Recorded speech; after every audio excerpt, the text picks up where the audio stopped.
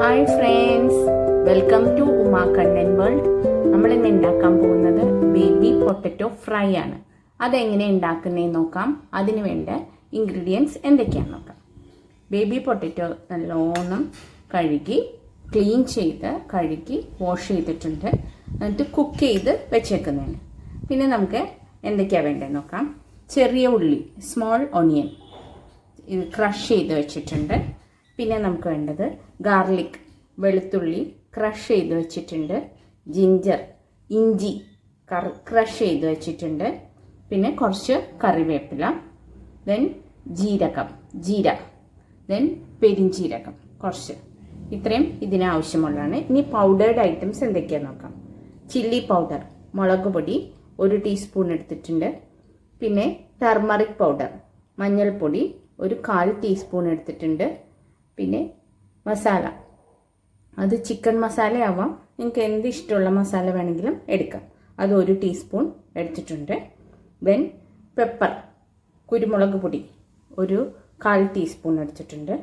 ഇത് വേണമെന്നില്ല, ഉണ്ടെങ്കിൽ എടുത്താൽ മതി. ചാട്ട് മസാലയുടെ പൗഡറാണ്, അതൊരു 1/4 ടീസ്പൂൺ എടുത്തിട്ടുണ്ട്. ഇത്രയുമാണ് നമുക്ക് ബേബി പൊട്ടറ്റോ ഫ്രൈ ഉണ്ടാക്കാൻ വേണ്ടത്. ഇത് കൂടാണ്ട് നമുക്ക് വേണ്ടത് ആവശ്യത്തിന് സോൾട്ട്, ഉപ്പും വേണം, കുറച്ച് മല്ലിയില, കൊറിയാൻഡർ ലീഫും കൂടെ വേണം. നമുക്ക് എങ്ങനെ ഉണ്ടാക്കുന്നത് നോക്കാം. കുറച്ച് സോൾട്ട് ആഡ് ചെയ്തിട്ടുണ്ട്, ഉപ്പ് ആഡ് ചെയ്ത് കൊടുത്തിട്ടുണ്ട്.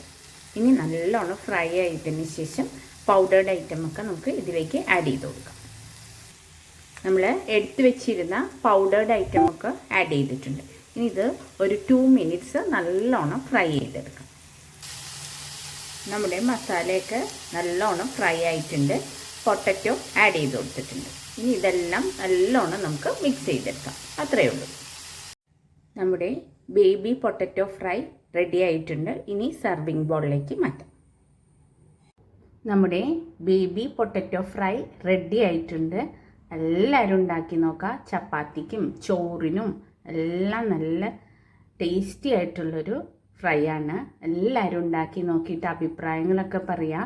ഇഷ്ടപ്പെട്ടാൽ ഷെയർ ചെയ്യണം, ലൈക്ക് ചെയ്യണം, കമൻറ്റ് ചെയ്യണം കേട്ടോ. Thank you friends.